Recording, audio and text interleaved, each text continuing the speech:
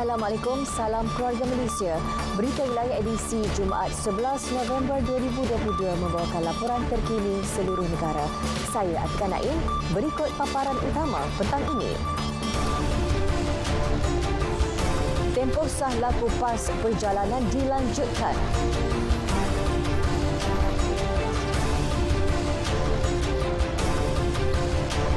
Salah laku pilihan raya, seorang suspek ditahan.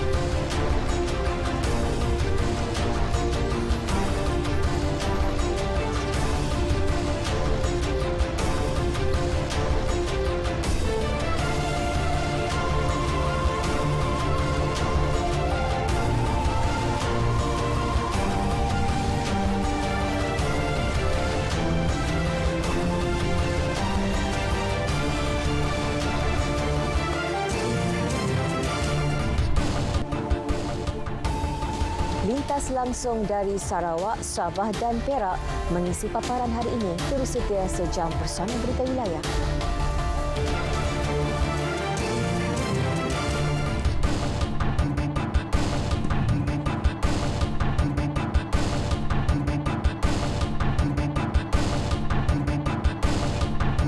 Prasarana Malaysia Berhad Prasarana akan memberi pampasan kepada pengguna LRT yang terjejas akibat gangguan perkhidmatan dengan melanjutkan tempoh sah laku PAS. Bagaimanapun, Menteri Pengangkutan Datuk Seri Dr. Wee Ka Siong memaklumkan tempoh pelanjutan itu bergantung pada pihak pengurusan prasarana selepas menyelesaikan isu gangguan perkhidmatan. Kita telah membuat keputusan, kita memberi pampasan dengan melanjutkan mana-mana hari yang tidak boleh mereka menggunakan perkhidmatan, mereka bolehlah lanjutkan tempoh sah laku PAS yang telah dibeli.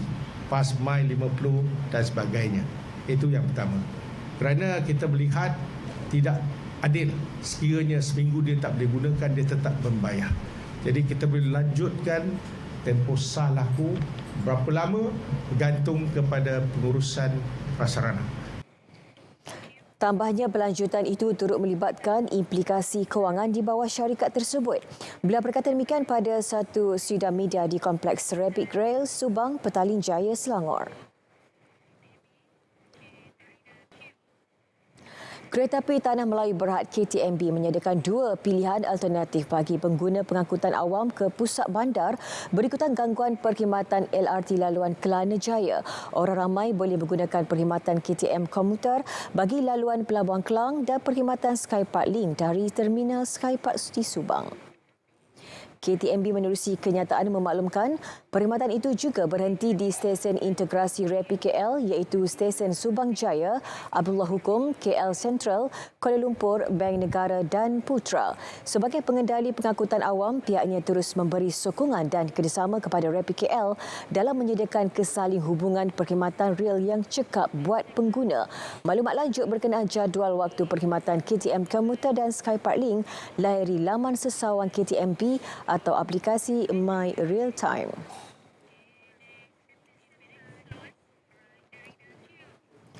$25 kertas siasatan berkaitan salah laku pilihan raya dibuka polis semalam. Turut ditangkap seorang lelaki disyaki melakukan ugutan jenayah. Menurut Pengarah OP PRU 15 PDRM, Datuk Seri Hazani Ghazali, tangkapan dibuat di Batu Berendam, Melaka malam tadi. Selain mengugut, suspek turut dilapor membuat kekacauan pada mesyuarat petugas sebuah parti dengan menerbalikkan meja serta merosakkan bendera. Masing-masing 4 kertas siasatan berkaitan kesalahan pilihan raya juga dibuka di Kedah dan Selangor. 3 kertas siasatan turut dibuka di Pulau Pinang dan Sarawak. Masing-masing 2 kertas siasatan turut dibuka polis di Perak, Negeri Sembilan dan Johor. Siasatan berkaitan salah laku pilihan raya juga dikesan di Kuala Lumpur, Melaka dan Kelantan. Sebanyak 46 ceramah politik di 6 negeri dikesan dianjur tanpa permit.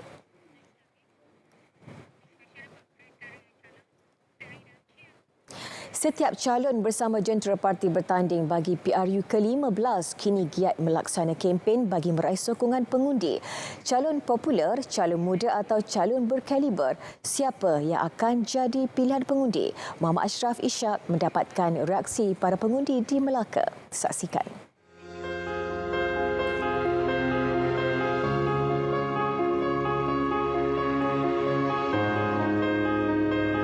Secara keseluruhannya, seramai 25 calon menawarkan diri untuk bertanding di 6 kawasan parlimen di negeri Melaka pada PRU 15 kali ini. Jumlah itu mencatatkan peningkatan berbanding 18 calon yang bertanding pada PRU 14 lalu. Namun persoalannya, bagaimana mereka dapat menambat hati 657,324 pengundi berdaftar di negeri ini? Apa ciri-ciri dan kriteria calon yang menjadi pilihan pengundi di bumi kelahiran Hang Tuah ini? Kita nak memilih yang boleh bertanggungjawab kepada rakyat lah, yang prihatin kepada rakyat. Dan kalau ada masalah setempat, bukan setakat PRU dia datang. Sebelum PRU ataupun orang cakap apa? Sebab PRU pun dia ada. Maksudnya sentiasa ada lah. Dah tentulah calon tu ada ciri-ciri berjiwa rakyat lah. Selalu tolong rakyat kan. Sebab sekarang pun dah macam-macam kes kan, kayak COVID apa semua. Jadi orang pun ramai yang susah kan. Yang BM40 pun dah jadi MB40. Itulah pendapat saya lah. Kriteria yang paling penting lah, seorang calon tu mestilah jujur, berintegriti dan sanggup berkhidmat pada rakyat tak kira masa. 24 jam lah, dalam kata lain 24 jam. Bukan calon yang kita nampak, jumpa 5 tahun sekali baru nampak. Pengundi muda pula mahu wakil rakyat yang dipilih sentiasa memberi fokus terhadap keperluan dan kebajikan para belia. Usaha perlu tertumpu kepada penyediaan lebih banyak peluang pekerjaan dan bantuan mendepani cabaran kos sara hidup. Bagi golongan muda, saya lebih nak utamakan untuk golongan belia lah pada bab pekerjaan, gaji kan. So sebab yang ramai sekarang pun pengundi yang anak-anak muda. So anak-anak muda ni akan generasi akan datang lah kan. Lepas tu kalau boleh juga yang YB dapat tolong lah untuk carikan macam, bukan maksudnya bukan carikan untuk majukan perniagaan untuk anak-anak muda ke. Berbaki kurang 10 hari sebelum hari pengundian 19 November ini, para pengundi perlu memanfaatkan sepenuhnya masa yang ada untuk mencari maklumat mengenai calon-calon yang bertanding di kawasan masing-masing. Lakukan penelitian sebaiknya agar wakil rakyat yang dipilih benar-benar dapat memperjuangkan nasib rakyat. #MyPRU ke-15, #yang sahih di RTM. Muhammad Ashraf Isa, RTM. Gabungan kaedah berkempen secara konvensional dan moden dilihat masih relevan untuk diguna pakai dalam aktiviti berkempen PRU kali ini. Ini kerana ia dapat dilihat dapat memberi impak meluas sebagai contoh pemasangan bendera yang memberikan kesan psikologi khususnya kepada pengundi atas pagar.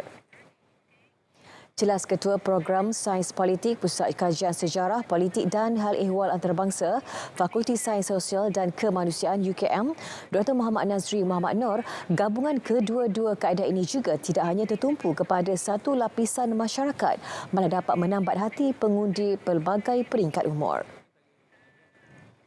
Murah kan, dan juga seringkali juga berkesan, apatah lagi kalau ia dapat diviralkan kan di dalam kalangan pengundi setempat khasnya kan, dalam menjawab isu, membangkitkan persoalan dan sebagainya. Jadi saya fikir pentinglah sebab begitu laju dan meluas, walaupun media-media konvensional juga harus masih diguna pakai. Justru beliau menasihati masyarakat untuk melunaskan tanggungjawab sebagai pengundi agar dapat melahirkan sebuah negara demokrasi yang lebih baik.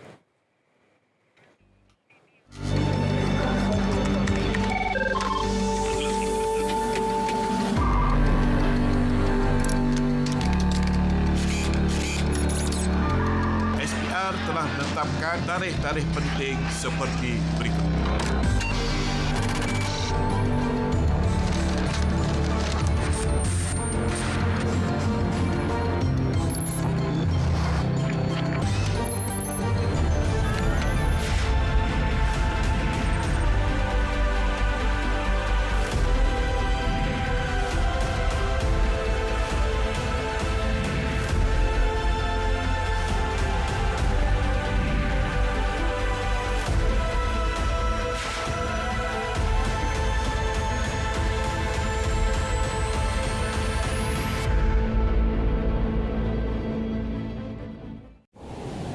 Hari ini, kita melangkah bersama pertahankan kemakmuran bumi ini.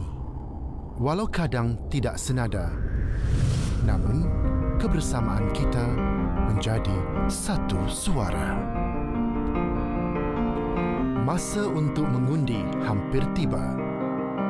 Semak daftar pemilih bagi melaksanakan tanggungjawab anda. Masa depan negara, tanggungjawab kita bersama. Marilah mari pergi mengundi, jangan lupa kewajiban pada negara.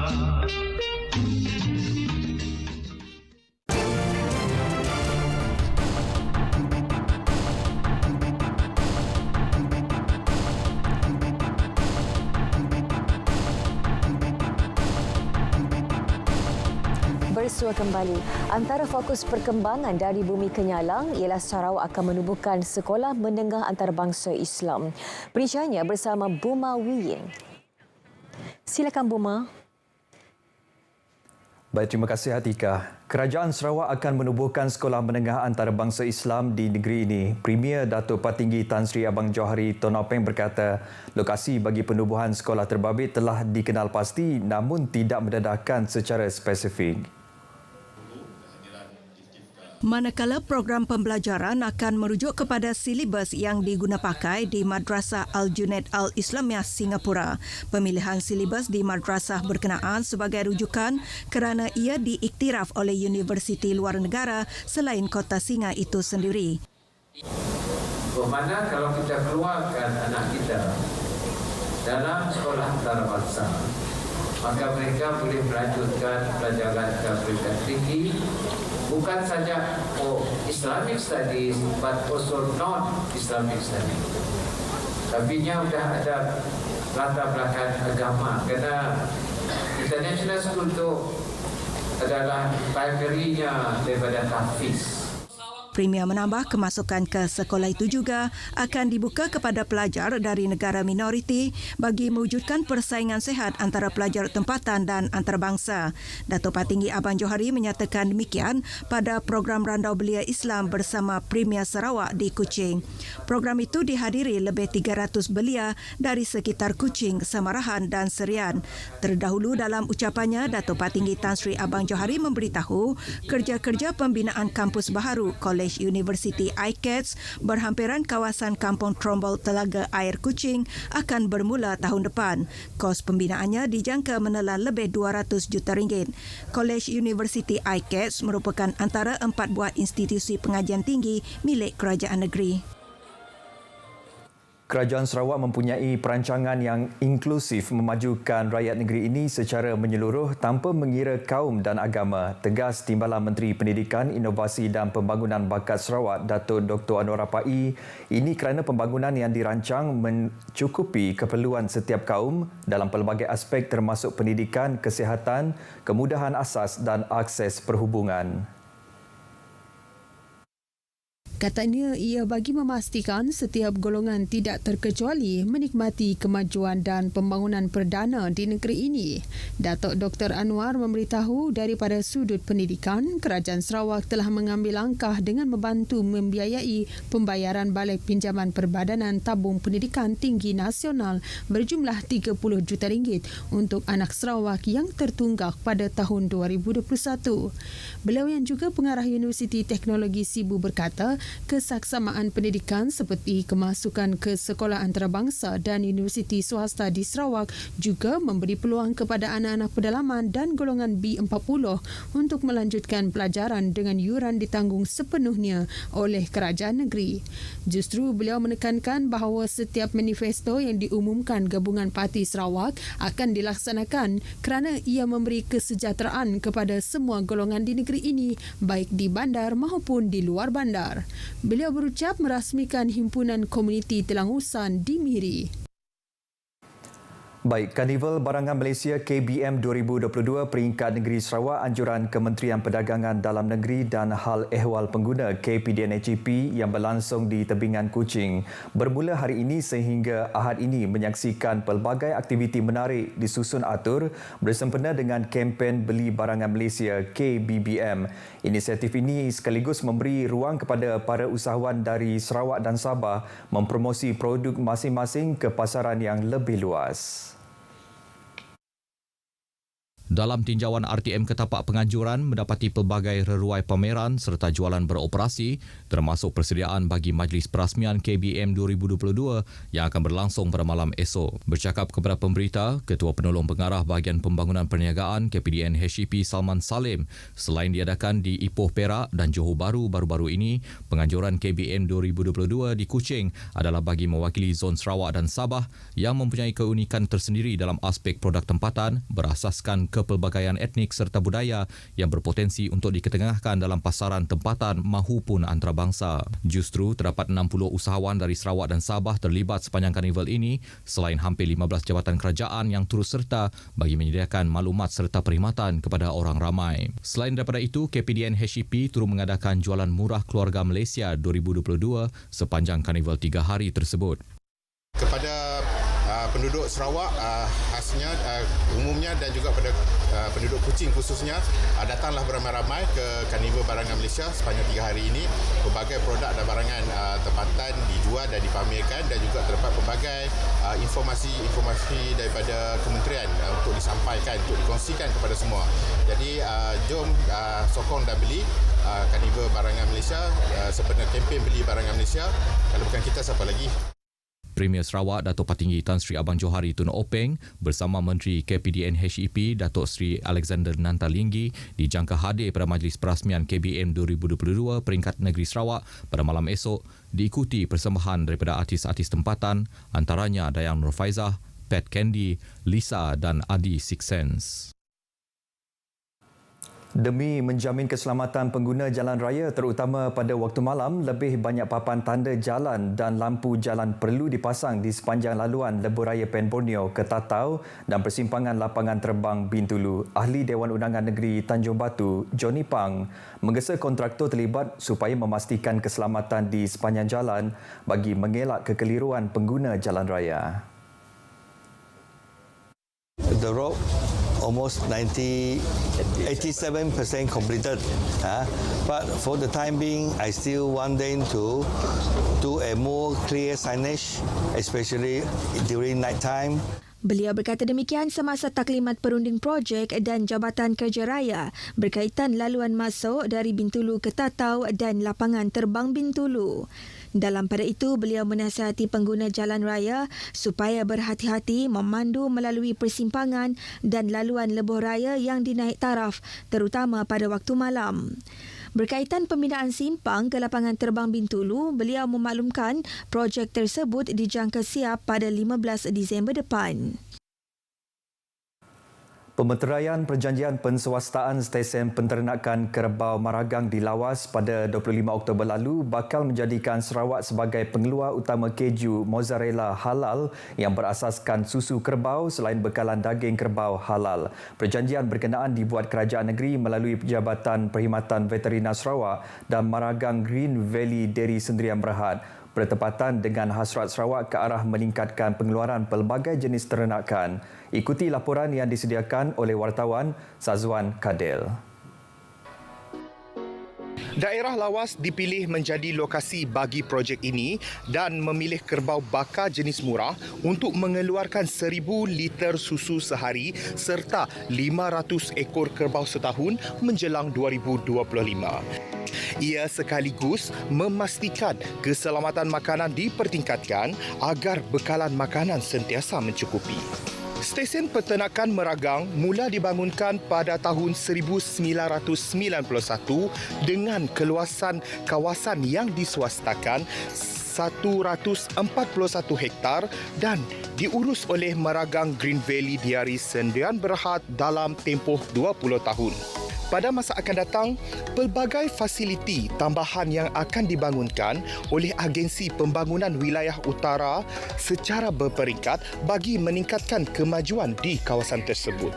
Ia akan meliputi kandang kerbau baharu yang boleh memuatkan 2,000 ekor kerbau, kilang pemprosesan keju, gudang, rumah kediaman pekerja serta kafeteria. Terbinanya stesen perternakan kerbau ini bakal melakar satu lagi permulaan baharu bagi masyarakat di Lawas untuk meningkatkan ekonomi penduduk setempat. Dari pihak kerajaan kerana memilih Lawas sebagai pengeluar keju mozzarella halal yang pertama di Sarawak, ini merupakan satu permulaan yang baiklah bagi masyarakat di Lawas. Alhamdulillah, semoga apa yang dirancang oleh kerajaan akan menjadi kenyataan, terutamanya pembinaan stesen kerbau yang boleh menampung ataupun menjana pendapatan penduduk tempatan khususnya dan penduduk daerah Lawas dan Limbang pada keseluruhannya. Tidak hanya terkenal dengan kepelbagaian kaum, adat resam dan makanan tradisi, daerah Lawas bakal menjadi daerah pertama di Sarawak yang mengeluarkan pelbagai produk berasaskan kerbau. Dengan adanya stesen peternakan kerbau di Meragang ini kelak bakal menjadikan daerah ini sebagai salah satu kawasan yang mengeluarkan produk berasaskan kerbau di Sarawak. Malah ianya juga akan mewujudkan pelbagai sektor pekerjaan, pendidikan dan lain-lain, terutamanya meningkatkan ekonomi penduduk setempat. Sazwan Kadil, RTM. Baik, saudara, sekian berita dari Sarawak. Kita kembali bersama Atikah di Angkasa Puri. Atikah, silakan. Baik, terima kasih Bu Mak untuk perkembangan dari Sarawak. Baik, sebelum ke perkembangan seterusnya, kita ikuti dahulu perkembangan cuaca semasa langsung dari Met Malaysia bersama pegawainya Wan Muhammad Hafiz Hussein. Silakan. Assalamualaikum dan salam sejahtera. Laporan cuaca pada petang ini kita lihat terlebih dahulu amaran yang masih lagi berkuat kuasa. Amaran hujan lebat berterusan, peringkat buruk dan juga waspada masih lagi berkuat kuasa sehingga ke malam ini melibatkan beberapa negeri di pantai timur, melibatkan di negeri Kelantan, Terengganu, di daerah Kuantan, Pekan dan juga Rompin, di negeri Pahang serta di daerah Mersing, Kota Tinggi, Johor Bahru, Segamat, Kulai dan juga Keluang di negeri Johor, yang mana dalam tempoh ini hujan lebat boleh berlaku. Jadi pada orang ramai diharapkan sentiasa peka dan juga cakna dengan amaran yang dikeluarkan oleh Met Malaysia. Baik, kita akan terus ke paparan imej satelit bagi melihat keadaan cuaca semasa apa yang berlaku pada ketika ini. Seperti diramalkan, keadaan cuaca lembap kini sedang berlaku di hampir kesemua negeri di seluruh negara. Bagi semenanjung Malaysia, pada ketika ini hujan berserta rebut petir kini sedang berlaku di hampir kesemua negeri di bahagian pedalaman semenanjung Malaysia. Dan jelas pada ketika ini terdapat banyak kelompok awan aktif yang melitupi semenanjung Malaysia. Kini hanya Perlis dan juga Kedah sahaja buat masa kini mengalami keadaan cuaca yang agak mendung, tiada hujan yang berlaku. Di kawasan pedalaman semenanjung Malaysia, di pedalaman Pahang, pedalaman Selangor, Negeri Sembilan, Melaka dan juga di negeri Perak, hujan kita jangkakan boleh berlanjutan sehingga ke malam nanti. Bagi negeri Sabah dan juga Sarawak, pada ketika ini dalam keadaan yang agak mendung juga, tetapi hujan berserta petir kini sedang berlaku di 1-2 tempat. Kini melibatkan di beberapa bahagian. Di negeri Sabah, hujan kini sedang berlaku di bahagian pantai barat yang melibatkan pesisir pantai. Begitu juga di bahagian pedalaman dan juga di bahagian Tawau. Di negeri Sarawak pula, hujan lebih tertumpu di bahagian barat yang melibatkan bahagian Kuching, Serian, Samarahan, Seri Aman dan juga di bahagian Sibu dan juga Betong. InsyaAllah hujan yang berlaku bagi kedua-dua negeri ini, di negeri Sabah dan juga Sarawak ini, akan beransur reda menjelang ke lewat petang ini sahaja. Dan bagi anda untuk mendapatkan informasi yang lebih terkini, anda boleh layari laman sesawang kami di www.met.gov.my ataupun boleh muat turun aplikasi My Cuaca ataupun boleh layari Facebook, Instagram, Twitter dan juga YouTube kami. Baiklah, sepisah kita lihat ramalan cuaca bagi bandar-bandar utama di seluruh Malaysia. Saya Wan Hafiz. Assalamualaikum dan salam sejahtera.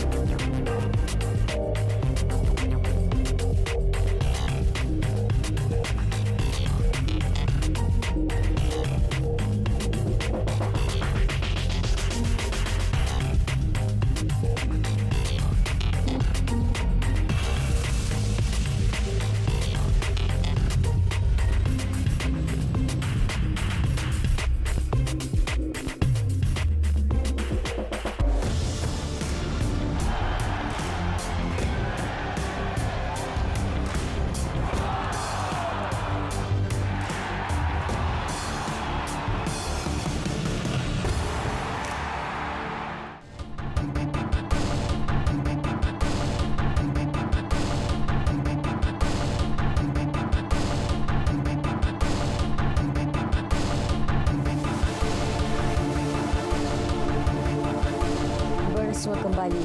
Fokus negeri di bawah bayu, kejayaan gabungan GRS-BN dalam Pilihan Raya Negeri Sabah ke-16 perlu diterjemahkan dalam Pilihan Raya Umum ke-15. Perinciannya bersama Redwin Robin di Kota Kinabalu. Redwin, silakan. Baik Atika. Muafakat dan kerjasama antara GRS dan BN pada Pilihan Raya Negeri ke-16 PRN 16 di Sabah adalah kerajaan yang kukuh selain mendapat mandat rakyat untuk membentuk kerajaan negeri. Ketua Menteri Datuk Seri Panglima Haji Jinor turut mahu kejayaan tersebut turut diterjemahkan dalam Pilihan Raya Umum ke-15 PRU 15 kali ini. Menurut Datuk Haji Ji, kerajaan yang tidak mendapat mandat rakyat seperti kerajaan negeri sebelumnya tidak akan mampu bertahan lama disebabkan hilang sokongan. Jelas beliau, rakyat sekarang telah matang dengan senario politik semasa selain mahukan kepimpinan yang kukuh dan mampu membawa pelbagai pembangunan di negeri ini. Menurutnya, kutipan hasil sebanyak RM5.449 bilion pada tahun lalu adalah kutipan hasil tertinggi sekaligus menjadi pencapaian terbaik kerajaan negeri meskipun berdepan senario pandemik COVID-19. Dia berkata demikian semasa berucap pada Majlis Pemimpin Bersama Rakyat di Membakut. Datuk Haji Ji yang juga pengerusi Gabungan Rakyat Sabah GRS yakin calon Barisan Nasional BN Kimanis Datuk Muhammad Alamin mampu mempertahankan kerusi parlimen itu pada PRU 15 ini. Sementara itu dalam majlis berasingan, calon BN Beaufort Datuk Siti Aminah Achin berkata kebajikan rakyat menjadi keutamaan dalam mendepani masalah banjir yang sering melanda kawasan Parlimen Beaufort. Datuk Siti Aminah berpendapat inisiatif berterusan juga diperlukan bagi memperhebatkan program pembangunan di kawasan itu. Beliau berkata demikian kepada pemberita ketika ditemui dalam sesi kempen di Beaufort. Barisan Nasional BN Sabah akan terus memberi fokus dalam mendekati pengundi muda di sepanjang kempen Pilihan Raya Umum ke-15 PRU 15. Keutamaan tersebut dibuat disebabkan golongan tersebut mampu menjadi penentu kemenangan calon yang terbaik kepada rakyat. Jadi mungkin di Kota Belud ini kita perlu berbagai cara pendekatan untuk menarik undi anak muda ini. Sebab saya selalu berpesan kepada semua calon-calon untuk menang, kita buat kerja orang mau menang. Bermakna lakukanlah apa juga strategi yang perlu untuk menawan sama ada pengundi muda, pengundi pertengahan, pengundi dewasa dan sebagainya. Untuk memastikan sebuah politeknik diwujudkan di Kota Belud. Dan politeknik ini ada mempunyai dua cabang.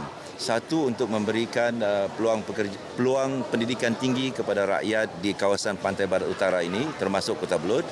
Tetapi pada masa yang sama yang lebih penting, politeknik ini boleh menjadi pemangkin kepada pembangunan baru bandar baru Kota Belud yang bakal dilancarkan besok.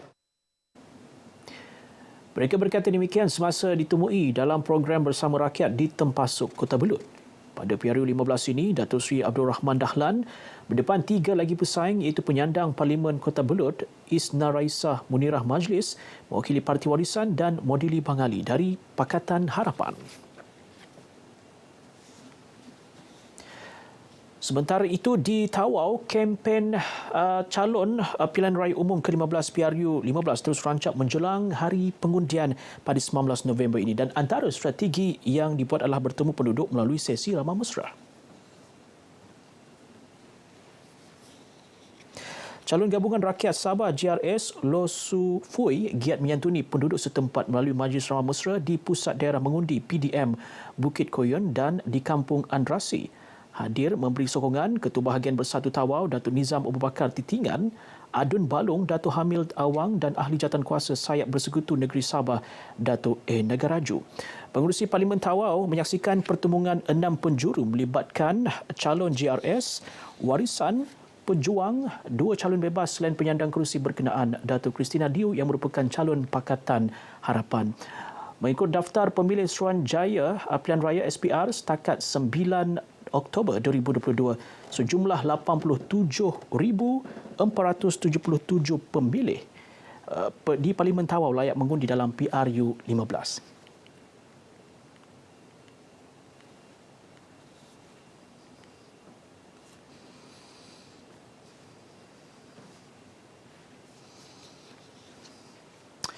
Sebanyak RM17.61 juta diperuntukkan kerajaan negeri pada tahun ini bagi memastikan lebih ramai usahawan wanita terlibat menerusi program pembangunan yang dilaksanakan Jabatan Hal Ehwal Wanita Sabah JEWA dan Yayasan Usahawan Maju YUM. Perkembangan mereka alhamdulillah yang daripada yang kita telah buat pemantauan telah pun menjalankan perniagaan dan sudah ada pendapatan lah untuk mereka, dan ada juga yang telah mengeluarkan produk mereka, dan yang telah mengeluarkan produk kita juga pantau dan kita lihat mana yang boleh menjana pendapatan, kita bagi bantuan secara labeling dan packaging.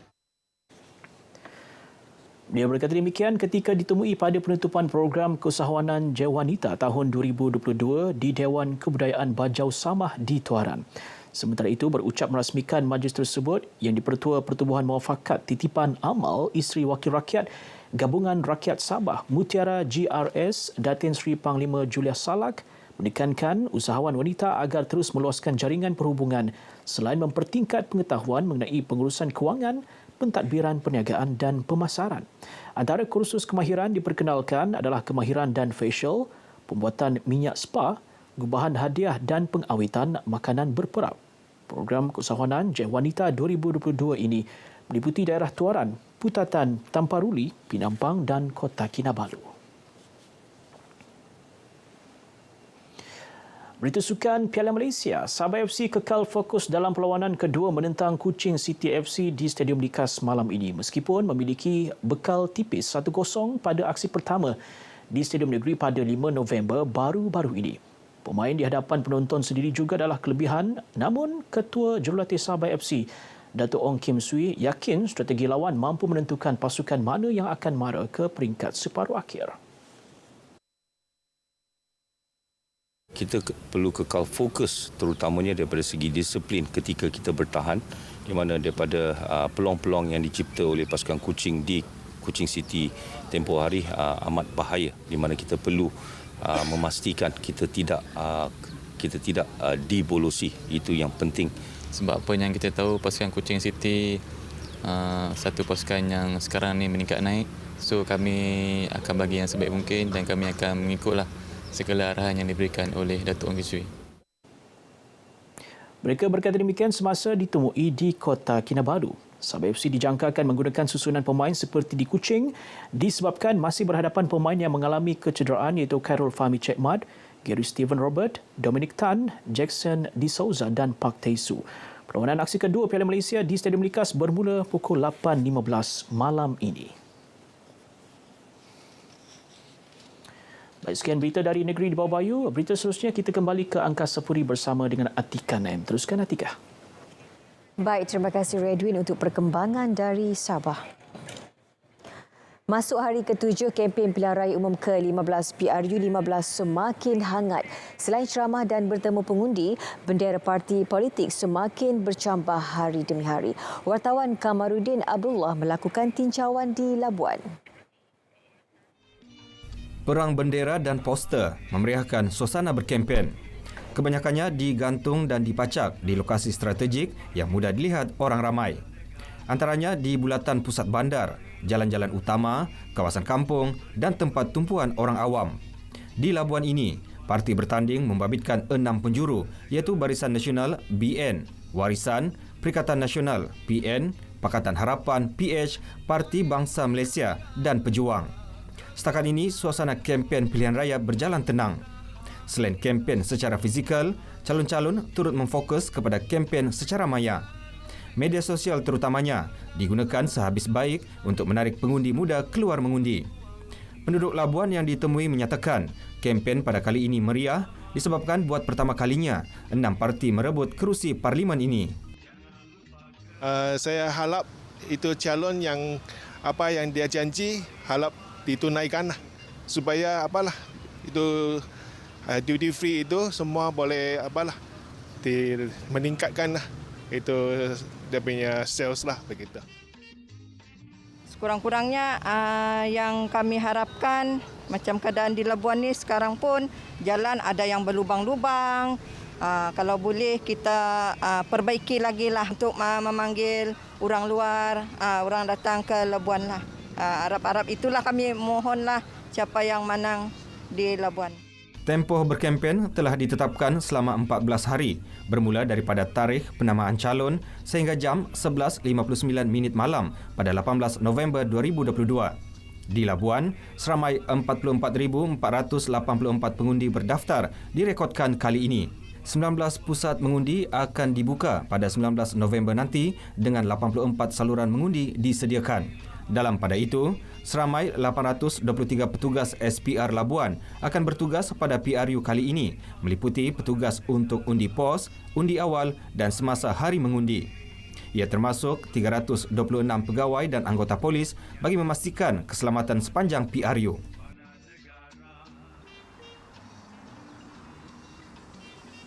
Teka-teki calon yang menang pada PRU 15 di Labuan akan terjawab pada 19 November ini.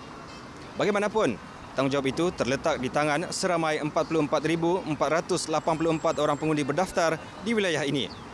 Sekian, Kamarudin Abdullah, yang sahih di RTM, #MyPRU15. 7 agenda akan diperkasa untuk membina semula kegemilangan Labuan. Calon Perikatan Nasional Labuan Datuk Dr. Suhaili Abdul Rahman berkata agenda yang diperjuangkan itu akan melengkapkan manifesto gabungan di peringkat nasional. 7 perkara itu antaranya mahu meningkatkan peranan pusat kewangan dan perniagaan antarabangsa Labuan untuk lebih berdaya asing dan memulihkan semula Labuan Halal Hub. Selain itu memberi perhatian lebih serius mengenai status Labuan bebas cukai yang boleh dinikmati oleh semua penduduk Labuan. Datuk Dr. Suhaili turut memaklumkan program walkabout dan ceramah secara bersemuka merupakan kaedah yang berkesan untuk mendekati rakyat. Ia memberi peluang calon untuk memahami rintihan rakyat di samping dapat mengetahui keadaan sebenar di peringkat akar umbi.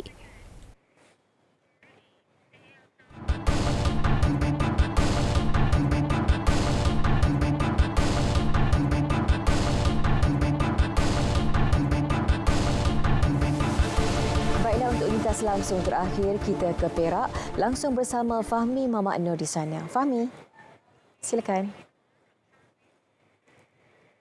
Baik, terima kasih. Sepanjang berkempen PRU 15, beberapa isu diluahkan rakyat termasuk masyarakat orang asli. Golongan ini memerlukan perubahan dan penambahbaikan terutama berkaitan kemudahan asas di perkampungan mereka. Di RPS Legap dan Pos Yum Sungai Siput misalnya, 2,781 penduduk daripada 15 kampung mahukan sebuah kolam takungan air berskala besar dibina di kawasan mereka. Penyediaan kemudahan itu bagi membolehkan sumber air yang lebih bersih dapat disalurkan kepada setiap penduduk.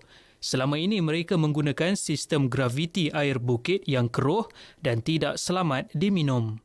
Isu air terawat, setakat ini telah dibina air terawat dari segi maintenance tidak memuas. Kalau boleh kita minta kerajaan dan naik taraf membina satu dam yang besar untuk kegunaan satu RPS daripada kampung KF sehingga kampung Kumres. Jadi di sini air itulah kegunaan pentadbiran Jakwa dan sekolah. Jadi saya harap kerajaan harus mengambil tindakan dengan segeralah mengenai air yang bersih. Antara kampung terlibat adalah Kampung Kip, Kampung Dawoi, Kampung Rengkeh, Kampung Kuala Legap, Kampung Cut, Kampung J, Kampung Perjek, Kampung Santeh, Kampung Temakah dan Kampung Kompres. Difahamkan sebelum ini wakil penduduk juga telah menghantar surat berkenaan isu tersebut kepada kementerian berkaitan. Mereka mencadangkan agar kolam takungan tersebut dibina di Sungai Hidup, Pos Legap. Sementara itu, calon bagi kerusi Dewan Undangan Negeri Don Lintang, Datuk Zulkifli Harun, ketika mengadakan lawatan memaklumkan permohonan bagi pembinaan kolam takungan tersebut sedang dalam kajian. Dan kita akan, pihak kementerian dan kerajaan akan membuat kajian yang lebih teliti kesesuaian bentuk penyaluran air bersih kepada masyarakat asli, termasuk lembaga air Perak. Dan kita akan meneruskan usul-usul ini dan memastikan bahawa masyarakat orang asli akan mendapat air bersih seperti di rakyat di kawasan baru, di bandar, di kota dan sebagainya, insyaAllah. Selain isu air, penduduk juga mengharapkan penaiktarafan infrastruktur, talian telekomunikasi serta kemudahan klinik kesihatan di kawasan berkenaan. Musim PRU 15 membuka pintu rezeki kepada peniaga-peniaga limau Bali di Tambun Ipoh. Ia sekaligus memberi peluang kepada mereka untuk menjana pendapatan lebih berbanding waktu biasa. Rata-rata peniaga memaklumkan hasil jualan meningkat sehingga 50% daripada kebiasaan menjelang musim kempen PRU 15. Minggu depan, maksud dia dekat nak undi, saya rasa dia akan bergerak balik seperti biasalah sebab agak dia orang luar akan balik untuk undi ke apa kan. So dia akan tambah baik lagi lah. Dari segi peningkatan bisnes memang nampak dia positif. Orang ramai memang teruja. Kalau customer datang pun dia tanya, Tambun dah jadi hot seat ke sekarang? Sebab dia jadi famous lah. So lebih bagus lah. Boleh nampak dia semakin bagus. Boleh kata kembali ke pulih lah. Dah pulih lah. Menjelang PRU 15, semua parti bertanding bersaing dalam memberikan manifesto kepada rakyat. Antaranya calon Barisan Nasional BN bagi kerusi Parlimen Pasir Salak, Khairul Azwan Harun yang bertekad menambah baik potensi sedia ada di kawasan terbabit. Ini termasuk memodenkan sektor pertanian di Pasir Salak dengan penggunaan teknologi tinggi bagi membolehkan produk berskala besar dan berkualiti dapat dihasilkan. Agar pelbagai teknologi terkini di bawah revolusi industri keempat ni boleh dibawa masuk bagi meningkatkan kecekapan dan juga produktiviti industri pertanian itu sendiri. Contoh, kalau di industri padi dan beras, bukan saja teknologi drone yang kita nak lihat di kawasan kita, tapi lebih pada itu banyak lagi teknologi-teknologi yang terkini seperti kecekapan buatan ataupun artificial intelligence, nanoteknologi, robotik, Internet of Things yang boleh kita pelopori. Sementara itu, calon BN bagi Dewan Undangan Negeri Dun Manjoy, Dato' Azizul Kama Abdul Aziz pula ingin membantu golongan peniaga di kawasan ditandinginya. Daripada pengamatan saya bersama dengan Majlis Bandar Raya Ipoh, memang ada khusus-khusus penekanan yang kita bagikan kepada untuk kita menaik taraf sosioekonomi dan keadaan peniaga-peniaga dalam gugusan Manjoy. Masih ada yang tidak mempunyai lesen, keadaan kedai yang tidak teratur dan sebagainya. So mungkin di masa akan datang apabila saya terpilih nanti, kita akan menekankan ke arah untuk kita menyelia semula infrastruktur yang ada untuk memberi penambahbaikan kepada gerai-gerai dalam kawasan gugusan Manjoy. Kebanyakan calon menjadikan warung makan dan kawasan tumpuan penduduk untuk berkempen. Laporan itu mengakhiri perkembangan dari Perak yang sahih di RTM #MyPRU15. Assalamualaikum dan salam hormat.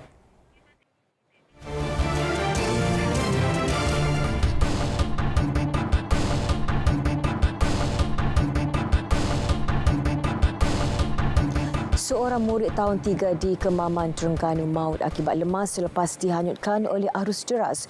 Insiden terjadi ketika mangsa dilapor mandi parit bersama rakan. Kejadian berlaku di Kampung Batu 9 Ibu. Mangsa Muhammad Aman A. Suhimi dilapor mandi parit selepas selesai menyertai kejohanan olahraga tahunan di sekolah. Dia dilapor dihanyutkan arus akibat arus deras susulan hujan. Jadi kita balik main sukang tu dengan hari tu, lepas main zuhur tu saya tidur. Saya tidur tu belum anggur orang pukul 3 mula balik dengan tu. Mula balik main sukang tu, dia tu pergi dengan kawan dia pergi main air. Belah petang kat gelak tu. Baru apa ni, budak kawan dia tu pergi kabur. Okey, aman buih tu. Kita pergi tengok tu, dia dah ni air laju lah. Aman ditemukan kira-kira 2 jam selepas dia dilapor hilang. Anggota perubatan dari klinik kesihatan yang tiba di kediamannya tidak lama kemudian mengesahkan mangsa meninggal dunia. Ketua Polis Daerah Kemaman, Superintenden Hanyan Ramlan memaklumkan kes diaplikasikan sebagai mati lemas. Di Besut, cubaan menyelundup rokok tanpa cukai gagal. 198 peti rokok bernilai 1.4 juta ringgit dirampas dan ia merupakan rampasan terbesar di daerah berkenaan setakat ini. Ketua Polis Besut, Superintendent Abdul Razak Muhammad, walau bagaimanapun memaklumkan kesemua suspek berjaya meloloskan diri dalam ops gelora itu. Seluduk melalui jalan laut ini kita pernah dapat tangkapan sebelum ini pun tak ada. Cuma mereka mengambil kesempatan saya rasa di dalam kesibukan kita PDRM dalam mengenangi PRU dan juga mengenai banjir. Mungkin pihak IPD kurang sikit memberi tumpuan sebab kita juga dah serahkan perkara ini kepada pihak Polis Marine. Alhamdulillah pihak Marine dapat melaksanakanlah.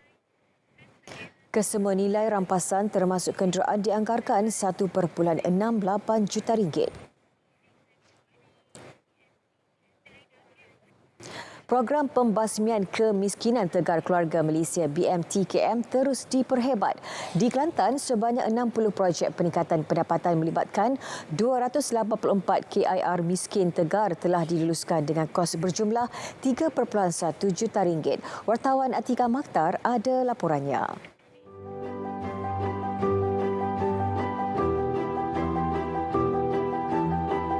Kampung Orang Asli Sungai Rual Jeli antara salah satu lokaliti bagi program BMTKM yang melibatkan 83 KIR miskin Tegar. Dengan kos sebanyak RM700,000, golongan ini tidak lagi hanya bergantung kepada hasil hutan semata-mata. Pelbagai program dirangka antaranya mengusahakan tanaman cendawan, sayur, terung serta mengusahakan batik dan yang terbaru pembuatan perabot daripada buluh. Bagi penduduk orang asli di Sungai Rual, peluang sebegini tidak harus dilepaskan sekaligus ia dapat memberi nilai tambah pendapatan mereka. Dulu tu kita kerja main ngopoh je lah. Daripada mula tu kita tak tahu juga tapi orang tolong ajar jadi buat kerja. Belanja bertambah tu memang okey lah. Sebelum ni taklah seperti macam yang ni kan. Dia setiap boleh kita boleh ambil. Boleh terima lah hasil tu. Memang suka juga. Terima kasih lah kepada putera ini ke telah membantu ke kahwin. Keluarga kahwin pun senang lah. Macam saya pun kita tengok tu okey lah. Sebelum ni kita kerja luar bagi kahwin. Bersyukur lah sebab kerja tu depan mata kita ke. Luar tu kita ambil lah dulu-dulu ke. Ikut saya kerja kau tu kau ni. Buat lo ni alhamdulillah. Terdahulu Menteri di Jabatan Perdana Menteri Ekonomi Datuk Seri Mustafa Muhammad hadir meninjau projek serta merasmikan penanaman pokok herba bagi program BMTKM 2022-2025 di Perkampungan Orang Asli Sungai Rual Jeli. Program turut mendapat kerjasama Jabatan Pertanian Daerah Jeli, Jabatan Kemajuan Orang Asli Jakwa serta Universiti Malaysia Kelantan sebagai rakan strategik. Projek ini sekarang telah berjalan. Kita dah bagi kursus juga untuk dia, tapi mungkin kursus tu perlu dibuat secara berkala supaya dia orang lebih fahamlah macam mana cara untuk menanam dan tuai hasil nanti. Sebenarnya kita dah lantik seorang moderator merupakan petani bimbingan jabatan untuk guide dia orang ni.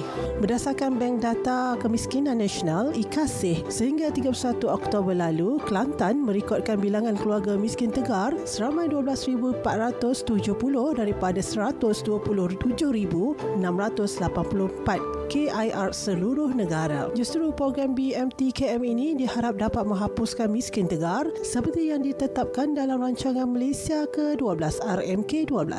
Atika Makhtar, RTM.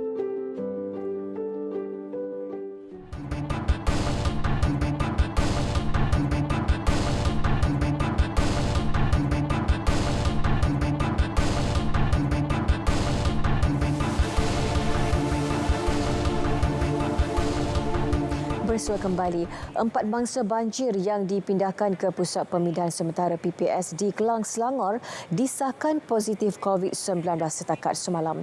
Menurut Menteri Kesihatan Khairi Jamaluddin, kesemua mereka dijangkiti virus itu sebelum kejadian banjir dan sudah diasingkan mengikut prosedur operasi standard SOP Kementerian Kesihatan KKM sedia ada. Mereka semua dah diisolasi mengikut SOP kita. Bila kita dah dapat tahu, we will isolate them. Kalau mereka tak diketahui dijangkiti dengan COVID-19, kalau ada gejala kita akan test. Tambahnya, mangsa banjir tidak diwajibkan menjalani ujian saringan COVID-19 di PPS seperti mana protokol kesihatan yang dilaksanakan sejak awal tahun selaras dengan usaha kerajaan memasuki ke fasa endemik. Pekerja sebuah ladang ternakan ayam di Besari Jaya Selangor diarah berpindah selepas berlaku runtuhan bongkah batu di kawasan terbabit. Runtuhan turut mengakibatkan sebuah stesen jana kuasa TNB musnah 80%. Menurut pengarah bomba Selangor, Nur Azam Khamis, runtuhan di Kampung Raja Musa itu berlaku sekitar pukul 11.30 pagi. Kejadian tidak melibatkan mangsa. Hasil analisis mengesyaki runtuhan susulan berisiko berlaku. Justru 6 pekerja ladang yang tinggal di sebuah asrama di situ diarah keluar sehingga keadaan dipastikan selamat. Golongan B40 beragama Islam yang memerlukan khidmat guaman boleh memohon menerusi Pusat Bantuan Guaman Syar'i di bawah Persatuan Peguam Syar'i Malaysia PGSM. Inisiatif ini menawarkan khidmat nasihat undang-undang dan bantuan guaman secara percuma kerana kos pembiayaan ditanggung pihak kerajaan. Presiden PGSM Tuan Musa Awang menjelaskan sebanyak 400 panel peguam syar'i dari seluruh negara telah mendaftar sebagai panel bagi program ini. Dah ada beberapa kes. Kadang-kadang mereka tak dapat lari daripada proses mahkamah buat tuntutan, perceraian, nafkah anak dan sebagainya kan. Untuk dapatkan hak jagaan, mohon tunggakan nafkah yang tak dibayar oleh bekas suami. So mereka perlu hadir ke mahkamah dan masa yang sama dari segi kemampuan mereka tidak mampu. So mereka inilah yang akan dibantu oleh pihak persatuan. Beliau berkata demikian di Angkasa Puri.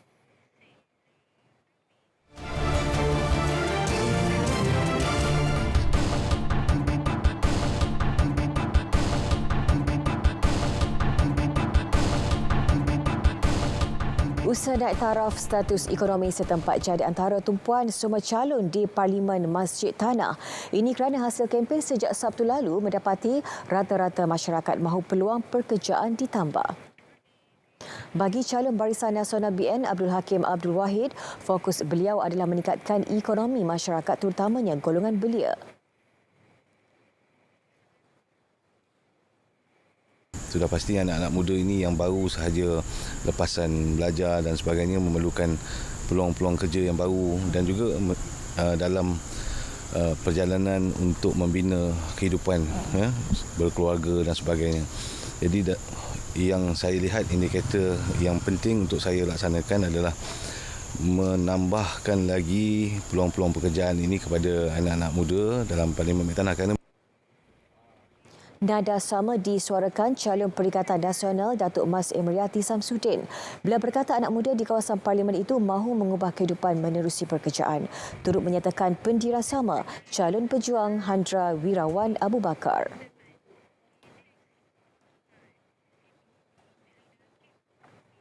Sistem pam air di Johor Bahru akan dinaik taraf sebagai langkah jangka panjang menangani isu banjir kilat di bandara itu.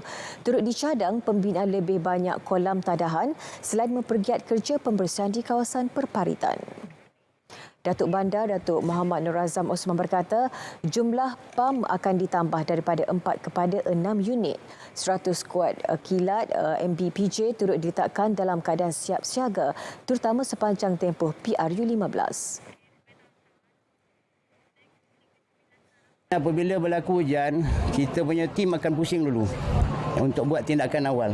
Membantu dulu mereka-mereka yang banjir ini untuk angkat barang ke apa dulu dan juga melihat yang tim untuk bersihkan, kita akan turun tim pembersihan di peringkat awal. Jadi ini antara benda yang kita boleh bantu peringkat awal lah selain daripada tidak mengharapkan banjir itu berterusan. Masyarakat India berharap wakil rakyat yang bakal dipilih dapat terus membantu mereka meningkatkan taraf hidup. Antara diharapkan bantuan kepada ibu tunggal, orang kurang upaya, pelajar dan kanak-kanak. Wartawan Vimala Kasturi Verasamy yang membuat liputan PRU15 di Parlimen Rembau ada laporannya.